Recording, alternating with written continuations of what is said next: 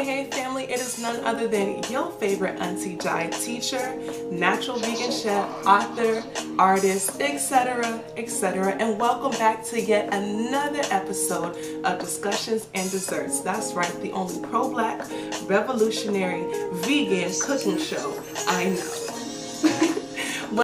But as usual, I like to start us off with the question of the week, and this week's question is, how would you like to be remembered in life? Again, how would you like to be remembered in life? Please do me a huge favor and comment your answer in the comment section, or DM me your answer, or even email me your answer. I'd love to hear you guys' answers to these questions, and it'd be great for you guys to have a chance to be featured on next week's episode. Speaking of last week's episode, I received this text message that I want to share with you guys from one of my playnieces about last week's episode, and I thought it'd be really cool to share. Okay, so just bear with me to the end. She says, "I think your YouTube video was excellent. I think we as black women speak up when we are wronged, and time again nothing happens about it, almost to a point where we are silenced. About 2 years ago, I was in a verbally abusive relationship, really bad time in my life, and I feel like I couldn't even get out.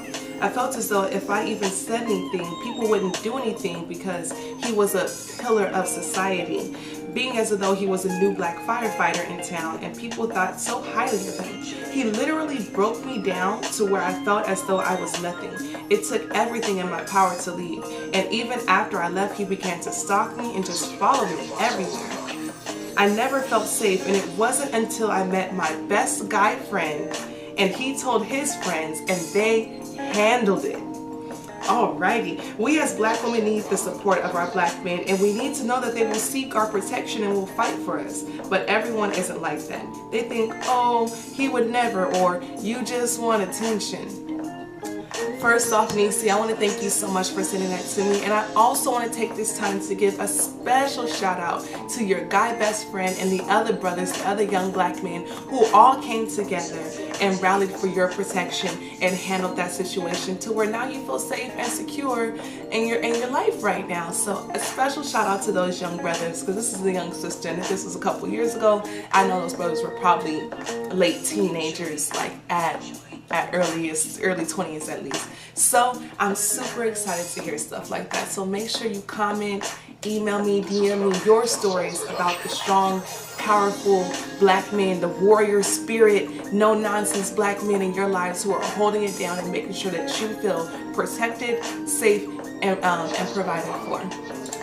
All right, you guys voted, which is why you need to be following my pro-black business or my pro-black personal Instagram. You guys voted, and you guys voted for today's dessert to be cheesecake with a cookie crust. And you guys voted for the topic of discussion to be feminism. Okay, so let's get started. What we're going to do is kind of build off of what we had going on last week. And last week we made maple vanilla oatmeal cookies. So if you have not made your maple vanilla oatmeal cookies, or you don't know how, go on over to last week's video, check that video out, learn that recipe, and come back over here so you can pick up where we left off and not come in this blind and confused. Alright, so first thing we're going to have here is some maple vanilla oatmeal cookies, homemade from last week. We've got some raw organic cashews that I've soaked overnight. We've got, this is about a cup and a half of the cashews, and we've got about a quarter cup of cashew milk here. This is the eyeball estimate. We may need more, we may need less, so keep it tentative. We've got here some coconut sugar. This is about 1/8 a cup. We may need more, but we should not need less. We've got some organic coconut oil, unrefined, it's well pressed. We've got some organic pure maple syrup, dark, like how I like my everything. And we've got some pure vanilla all-natural extract here. So these ingredients are fairly small, fairly cheap, and I'm going to be using, I got these like a 3-pack for like $1.09 at Winco, and they're little pie pans. Aren't they cute? With the little top. Oh, and also I will be repeating last week's tea this week. It's a ginger turmeric herbal tea, and my water is actually just about ready. So as soon as we're done putting this to set, I'll be sipping on my tea and getting right into the conversation. Speaking of a conversation, the topic of this week is feminism. So what is feminism? Well, feminism is white women's problems with white men. It is a branch of white supremacy. It is a tool used to further divide black people in the black community. And it's a way for white women to elevate their status in white supremacy. I bet those aren't the typical definitions of feminism that you're used to hearing. Well, again, this is a pro-black channel. It's about the black identity, the black perspective, and, you know, the world in relation to blackness. So, of course, you know, this isn't what they're going to tell you. This is just the truth. So I've broken down kind of my cookies here. Screw that top on. We're going to get these a nice blend.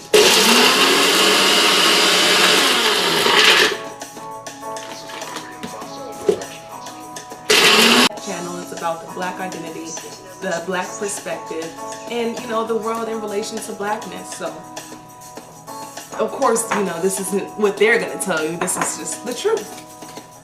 So I've broken down kind of my cookies here. Screw that top on. We're going to get these a nice blend.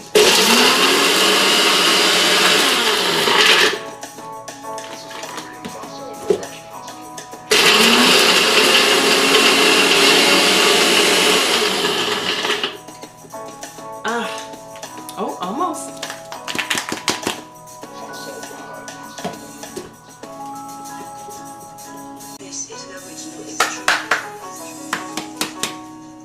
Oh, beautiful. Look at that. I know a lot of us are used to graham cracker crust, but trust me, you step into the function and you brought your homemade personal cheesecake with your own homemade cookie crust, and you are stepping things up to a whole nother level. And we're going to keep this super simple. We're just going to sit here and pour this crust into our bowls here. Now clearly this is a lot of crust for one small pie, so of course I'm going to separate this across the two. Now what I will say is this: I like a thick crust. Thick crust on cheesecakes is typically my jylynnheads. Okay, so I'm gonna make my crust a little relatively thick, but feel free to make your crust as desired thickness. And of course, any leftover crust can always be used for other pies. So what I'm gonna do is I'm gonna basically flatten it, press it, flatten it out, flatten it down. I don't even think this is enough, well, because I like a thick crust, so this may not be enough crust for two pies for me. And I want this crust to go all the way around and up the sides. And I'm just using my fingers here to press it out. Maybe it is just enough for one crust. Getting this crust, the only thing I like crusty is my pies. I'm just getting this crust to go all the right way around and up the edges here.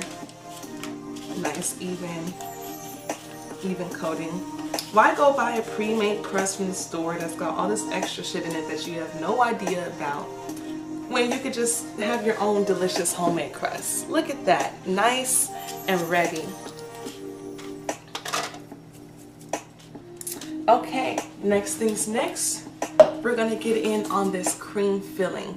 And also, next things next, I want to take a little bit of time to talk about intersectionality. Knows I like my tea piping hot, okay?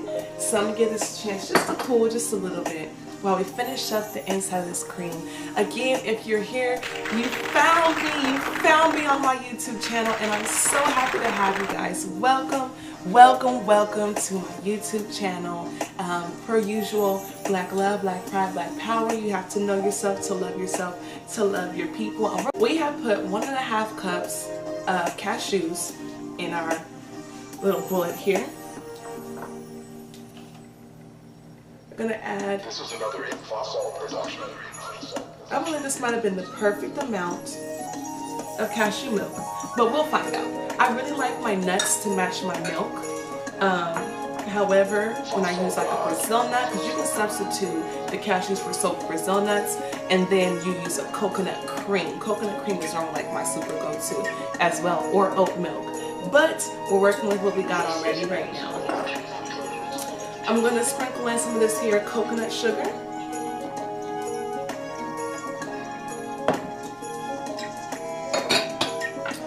I'm going to ask the ancestors to bless and guide my hand with this here vanilla.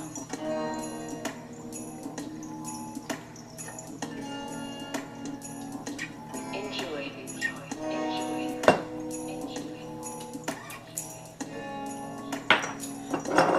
And I'm going to take a small spoonful of this coconut oil, which is kind of just going to help, you know, keep it coagulated after it's set. Also, I'm gonna, you know, be a little bit extra, and I'm gonna take this here maple syrup, and I'm gonna kind of drizzle it, lightly drizzle it, a little squiggly layer over my crust. That is going to be some deliciously surprising bites in your cheesecake, trust. Alright, let's just throw this thing here on. Shake it up some. And then blend it up. Alright, and we'll blend it up again. Now remember, the higher power your blender, the better your blender, the more consistent and creamy your cheesecake part is going to be.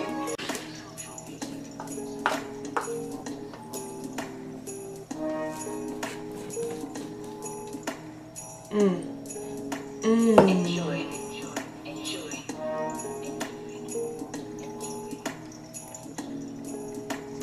I'm going to add, this is going to be perfect. I'm going to show you guys why. So we're going to take our creamy cream cheese mixture here, and I'm just shaking the mix in. I'm shaking it in. I am going to have a little left over. That's going to be okay.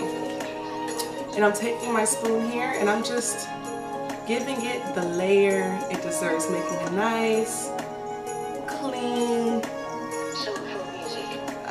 clean layer.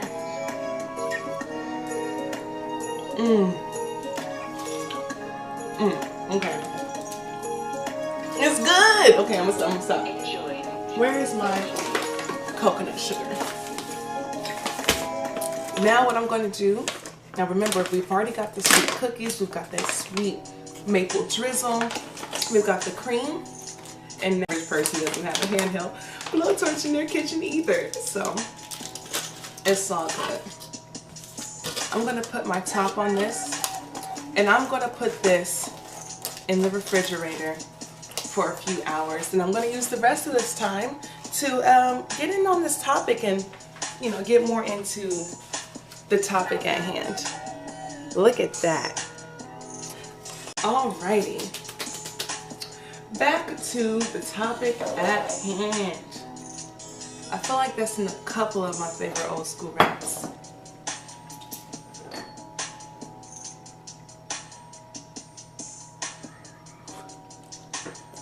Ooh, it's too hot, babe. Someone tell me in the comment section what song that is and who sings it. Alright, so I left off warning us about intersectionality. Intersectionality is just this big old ball of confusion used to keep black people, black women specifically, confused as to what the problem is, so that we're confused as to who the enemy is. And we'll just keep, you know, falling in line behind, you know, white woman, if we're confused on who, where we stand and who we are. So intersectional feminism is really just a ploy to further amplify problems in the black community and confuse black women into siding with all women, disguised by this bullshit cloak of all inclusivity.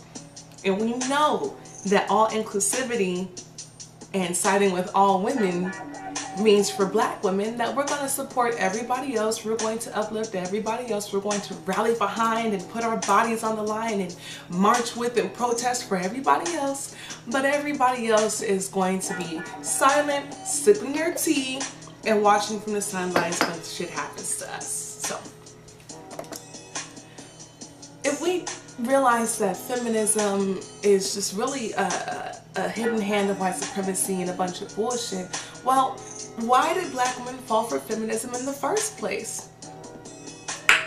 Well, this is where you guys are not going to like my answer so much. We all, or a lot of us, I'm sure, have heard black men talk about, oh, the black women is the issue with the black community. They went and joined the feminists and that's what's wrong with the black community. I've heard my own father have this conversation with my older cousins and stuff. And I'm just sitting here like, that is a completely disingenuous. That is not holistically factual at all.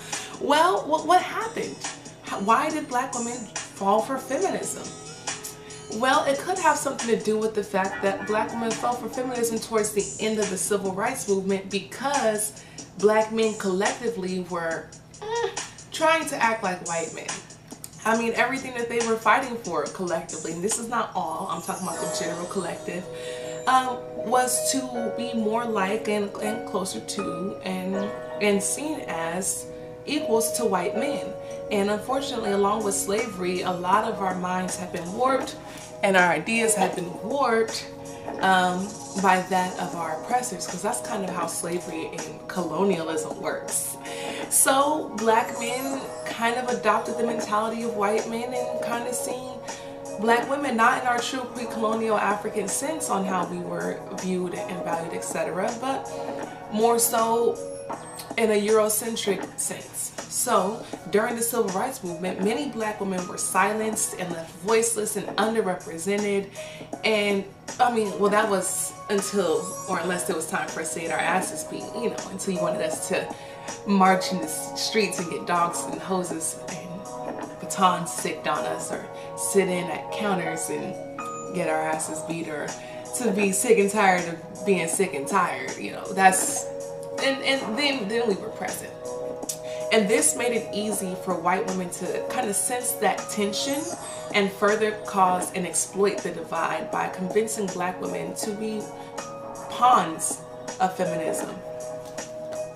So, I'm going to give you guys many reasons why it is just not that girl, okay? Why it's not beneficial for black women to be feminists, period. The first is feminism promotes toxic masculinity. The irony, I know, right? Well, it does promote toxic masculinity, specifically in black women. It encourages black women to live primarily in our masculine nature with a complete and total neglect to our feminine nature, which should always be balanced. It encourages black women to neglect femininity, basically. Also, real feminists are race first. They want us to be the frontline pawns to fight their white men for their benefit, but remain silent, complacent, and even encouraging of white supremacy. White women love to hijack black women's everything. Even the Me Too movement was hijacked by white women. And white women collectively love to silence the voices of black women. It's like their favorite pastime.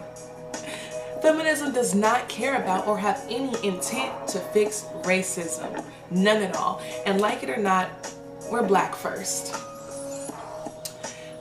Some more reasons that I don't need a man bullshit mentality, okay? Feminism and its whole ploy affects black women completely differently than it affects non-black women, because our environment, our relations with our people, our entire systematic existence is dramatically different from white women and non-black women. So, you know, they can say something and it means something different to them than it does to us. And how we are affected by feminism is this whole idea that we don't need a man. But we're out here raising families and keeping homes and all these other things and doing things that men should be doing. It promotes separation in black homes, and it belittles the roles, importance, and value of black men. And y'all know, Auntie Jai is not talking about the fuckboy, ain't shit ass trifling little crust busters. I'm talking about real black men. Feminism convinces black women that we don't need our men, period. And we are not going to win this battle against white supremacy. We're not going to win any battle if we don't have strong warriors on the front line securing this for us.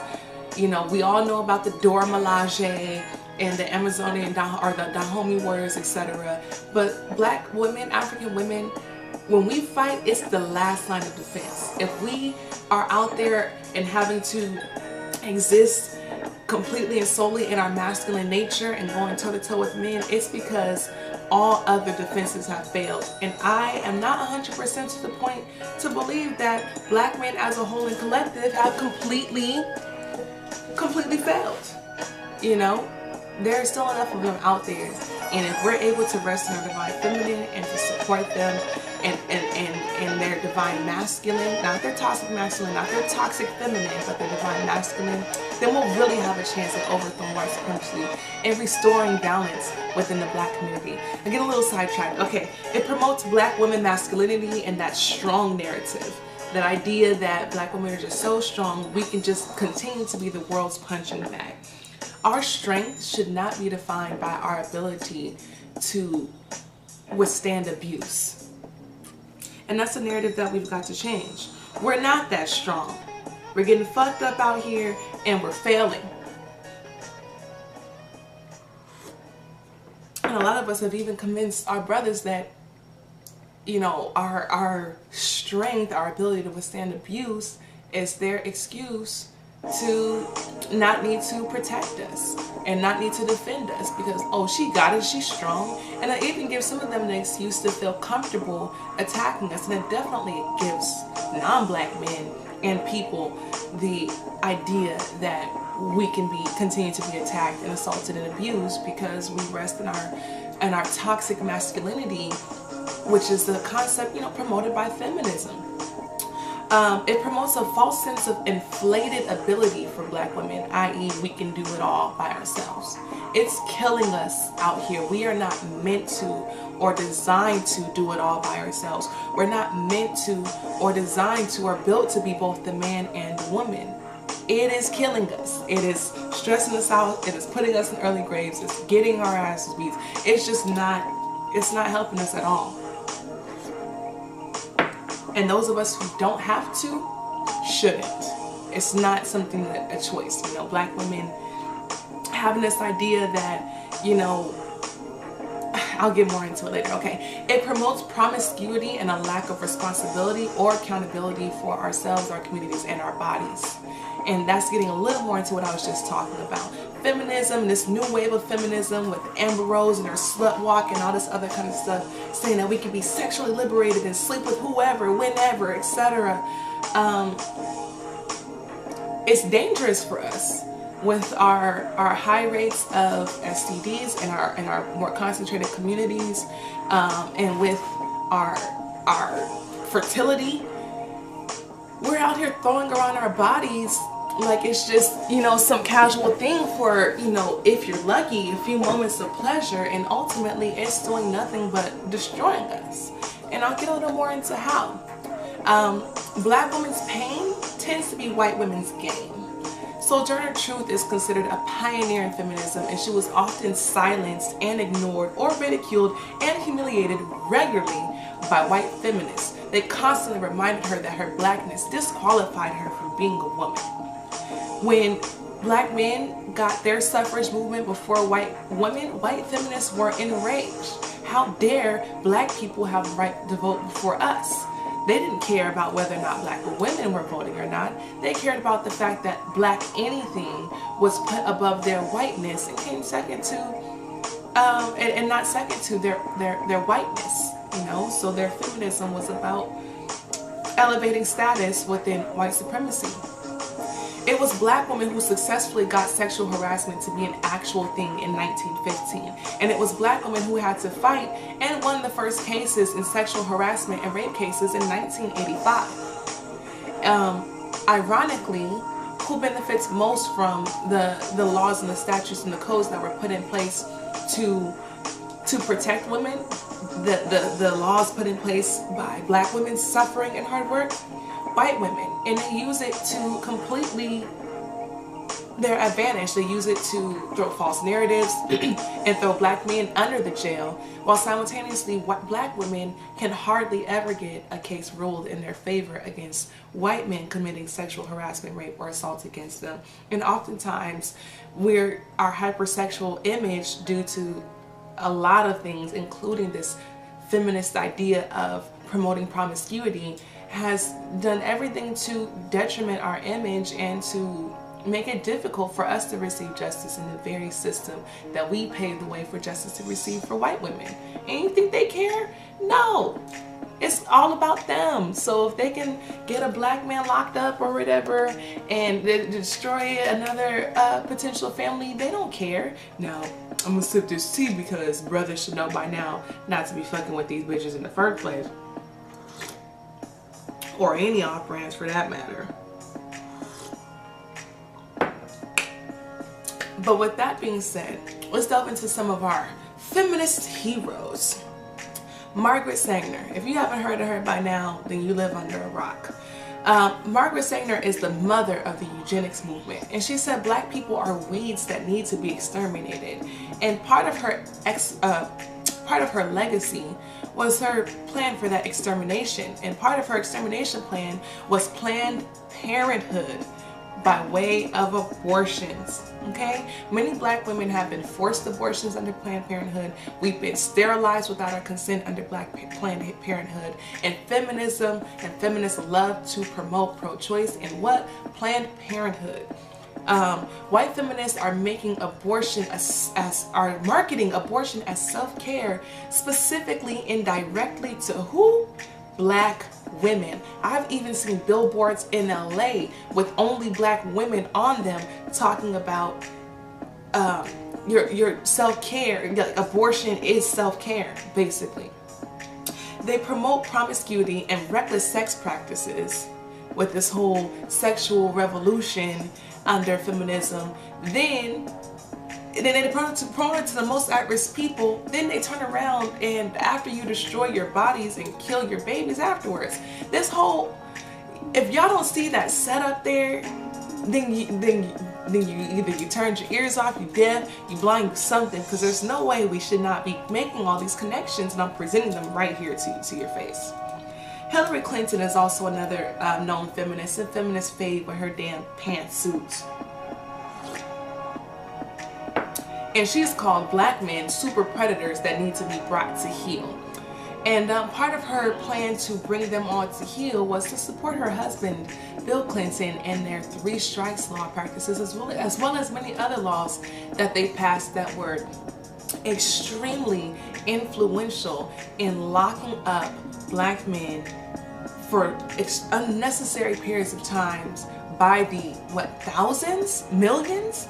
It was under their collective collaboration in office that, especially in California, the black communities were just, it's just a devastating amount of black men who have been unnecessarily incarcerated just for doing things like walking around with a joint.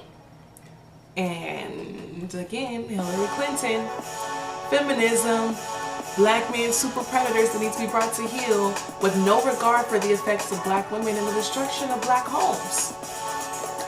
So feminists tend to be really loud and proud, like all the time when they're marching in the streets with their pink pussy hats and all that other kind of stuff, but they go quiet. Oh, they go real silent. So when do feminists typically go silent? Every time something happens to black women. The girl at the McDonald's was assaulted by a white man and feminists were silent. Jasmine Eland's situation, feminists are silent. The Me Too movement has mostly ignored black women, even though black women founded it, and it's definitely been focused on wealthy white women for the most part. White feminists are participating in the covering up of white male predators as we speak. Okay, while helping to they even have their black pawns, like Oprah Winfrey helping with the situation. Oprah Winfrey is best friends with Harvey Weinstein, y'all, and ironically, she's doing this whole Leaving Neverland bullshit. And I do think it's bullshit. Well, during the exact same time of the Harvey Weinstein trials, and as a feminist, why aren't you talking about your best bud? Oh, well, because feminism ultimately protects white men.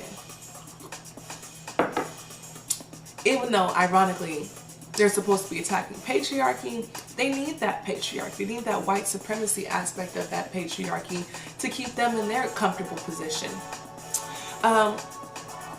The pink pussy hats also. That's just another little petty example on how you know feminism has nothing to do with black women. What black woman you know with a pink ass pussy, unless it's on the inside? And you gotta like really get on the inside. The typical black vagina kind of matches our complexion. So so many black women just look so stupid out there with pink pussy hats. And everything they do is about them and them only, and we carry them over the fire while our heels get burned. You know? And we've got to have enough of that. So, I've broken down feminism and all the problems with feminism, so now it's time for the solutions. What should we do then? We are black women. We do have unique and specific issues pertaining to us as black women, and these are problems that definitely need to be solved. So what is our alternative? Well, Africana womanism. Africana womanism is a vehicle for African empowerment and influence. It doesn't dismiss our problems, our intersectional problems with black men, but it doesn't require us to disassociate either. It's race first, and it's embracing of the divine feminine. Ultimately, Africana womanism is a solution to not only help black women, but to help heal black families and black communities.